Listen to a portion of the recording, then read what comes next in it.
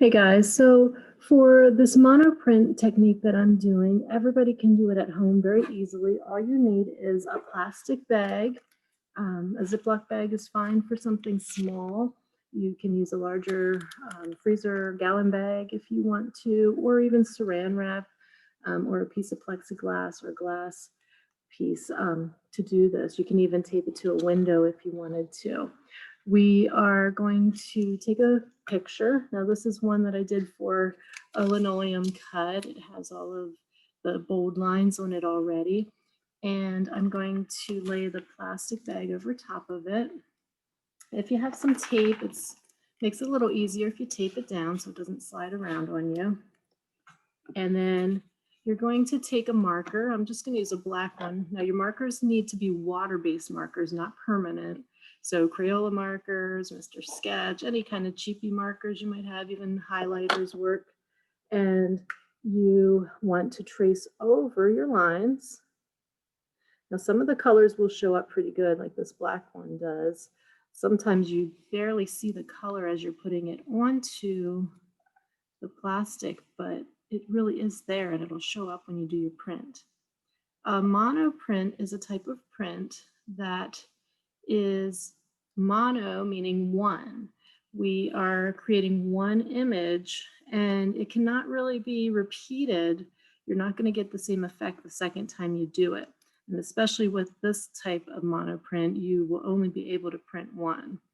A lot of artists like to work with monoprints. Each design they do is different then, unlike the linoleum block printing that we're working on, because the linoleum block, you can print the same thing over and over again.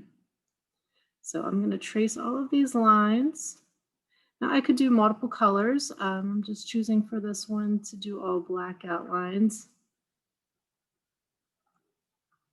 And I'll show you a different technique for adding color to it then.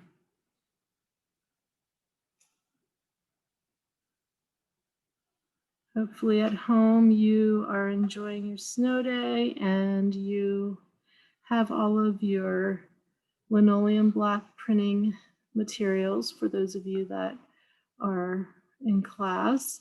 And those of you that are remote, you were working on your design, much like my fish here, and you can try out the monoprint if you don't have the linoleum block cutting materials. If you would like to do the linoleum block prints, just let me know, email me, and I will get all the materials together for you and you can pick them up in the office and work on that at home. So I think I got all of my lines. I'm going to take a piece of paper. Now, you want your paper to be the same size as your picture or a little bigger. It doesn't matter what kind of paper you use. I just have my sketchbook paper that I tore out and tore into smaller pieces. What I do want to do though is put this in water. You can either spray it with a squirt bottle or like I have here just a container with some water in it. I'm just going to make it wet, flip it over, make both sides wet and pull it out before it gets too soggy and lay it on a paper towel to blot it dry. I don't want it to be dripping wet. I just want it to have a dampness to it. Okay, so we'll get that dried off. And then I'm going to lay this on top of my fish. Line that up. And press over it.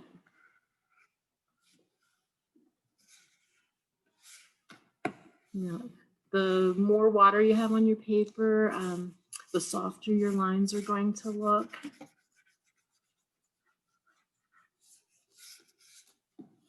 Okay, so once I have that good and flattened out, just make sure you apply even pressure over the whole thing.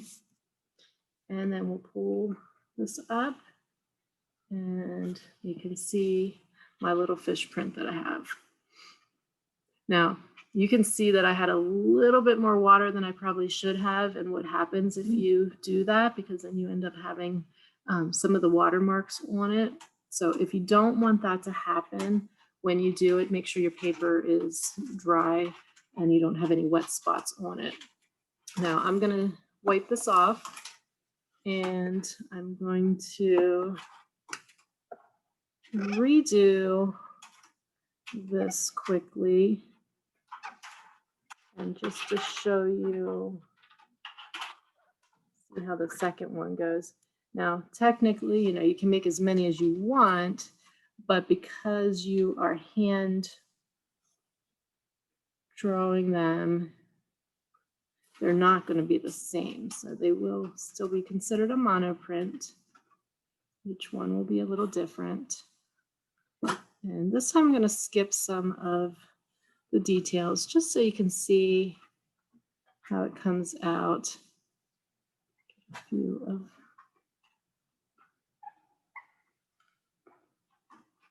those, okay. And then so I'll dip it in the water, pull it out, and this time I'm going to dry it a little bit more.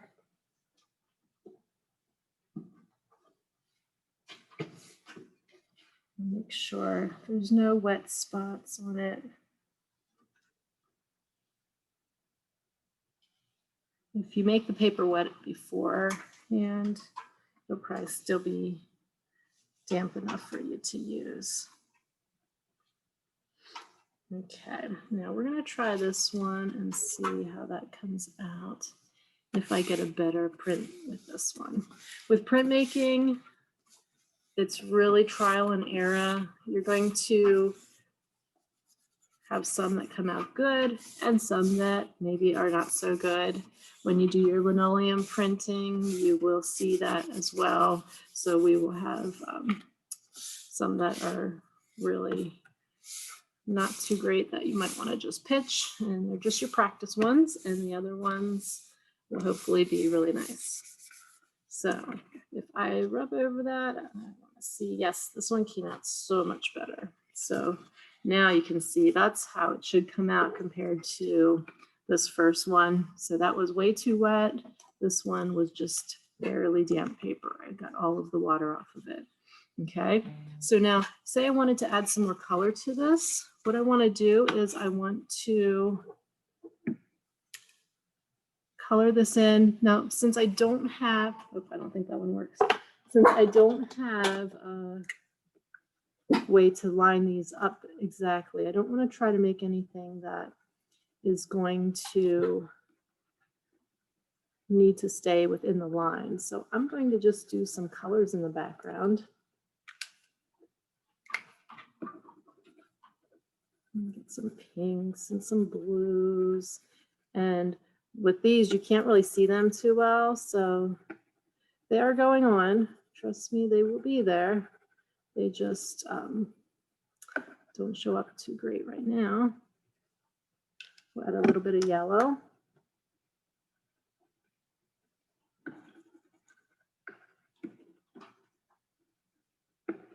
And then I'm going to take the same paper I was using and lay this back on top and rub over it again. And it's still damp enough that it'll pick it up. Let's see how that looks. So we got some fun colors in there. So you can try, those colors were not the best ones, but you can try some brighter colors if you want to. I think my yellow was too dried up. I have a lot of old markers here, but you can, you know, play around with that. You can do layering. So I could just keep adding more on and see what happens. I kind of liked the blues and the pinks. I could even go in different directions because it did really pick up the lines that I put on. So if I go another direction this time, my pinks, blues, maybe even make some lines on here or swirls. See how that looks. It'll pick up all that texture.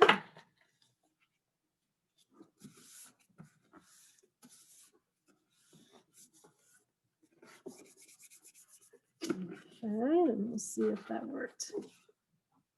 So it's hard, might be hard for you to see that, but you can see some of those swirls and some of the texture going in different directions. It's a little brighter to me than I think it actually is on the screen, but kind of fun to play around with. You can also do an image. So like say I wanted to do this dog, I can slide him underneath here. You could do a photograph of somebody and just trace over the main contour lines.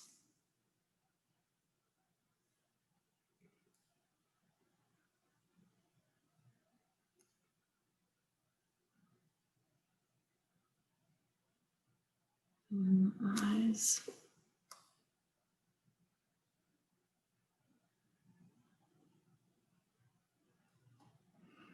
Little nose.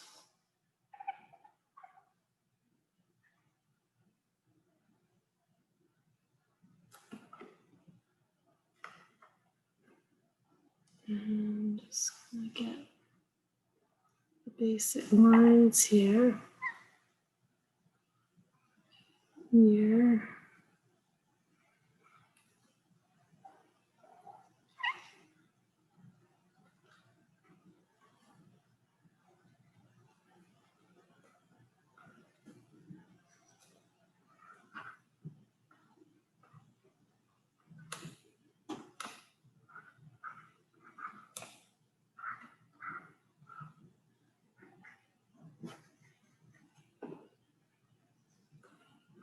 And then take another piece of paper, quickly put that in the water, dry it off completely.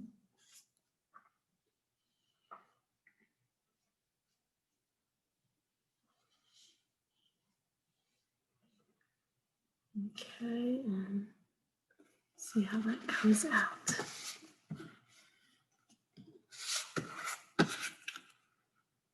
There's my little puppy print. And you could also go in once you have that done, and you could use your markers to actually just color right into the picture.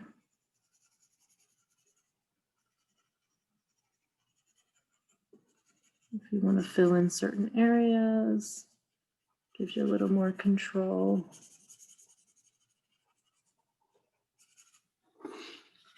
And start adding in some color. It picked up some of the old color from the other one too. So if you don't want that to happen, if you're doing more than one, make sure you take a paper towel and wipe the plastic bag off between prints. So that is my little tutorial for today. I will post this on Blend and let you try it out if you get a chance.